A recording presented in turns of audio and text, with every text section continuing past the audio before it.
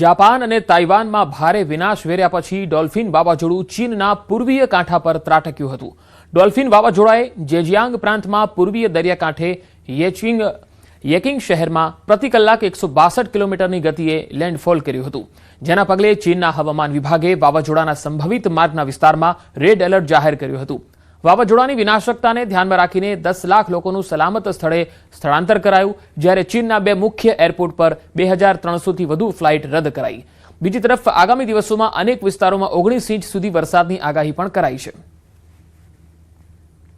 તો ચીન પર પ્રચંડ ઝડપે ડોલ્ફિન ટકરાયું. જાપાન તાઇવાન પછી હવે ચીનમાં ડોલ્ફિન વાવાઝોડાનો કહેર જોવા મળ્યો. 10 લાખ લોકોનું અત્યાર સુધીમાં સ્થળાંતર કરવામાં આવ્યું. મધ્યપ્રદેશના જોગી ટિકરિયામાં નર્મદા નદીમાં સતત વધી રહેલા પાણીના પ્રવાહને કારણે જબલપુર અમરકંટક નેશનલ હાઈવે પર સ્થિતિ ગંભીર બની. હાઈવે પર પાણી ભરાઈ જતા બંને તરફ વાહનોની લાંબી કતારો લાગી ગઈ છે અને વાહન વ્યવહાર સંપૂર્ણપણે ખોરવાઈ ગયો છે. નર્મદાનું જળસ્તર સતત વધવાથી આસપાસના તમામ ઘાટ પાણીમાં ગરકાવ થઈ ગયા. ઘાટ નજીક આવેલા નાના મંદિરો પણ પાણીમાં ડૂબી ગયા છે. પૂર જેવી સ્થિતિ સર્જાતા સ્થાનિક લોકોમાં ભયનો માહોલ જોવા મળ્યો છે. તો બીજી તરફ વહીવટી તંત્રની ટીમો સ્થિતિ પર સતત નજર રાખી રહી છે અને લોકોને પાણી ભરાયેલા રસ્તા તેમજ નદીના આસપાસના વિસ્તારોમાં ન જવાની અપીલ કરવામાં આવી રહી છે. તો પાણી ભરાઈ જતા તસવીરોમાં તમે જોઈ શકો છો કે વાહન વ્યવહાર સંપૂર્ણપણે ઠપ થઈ ગયો છે.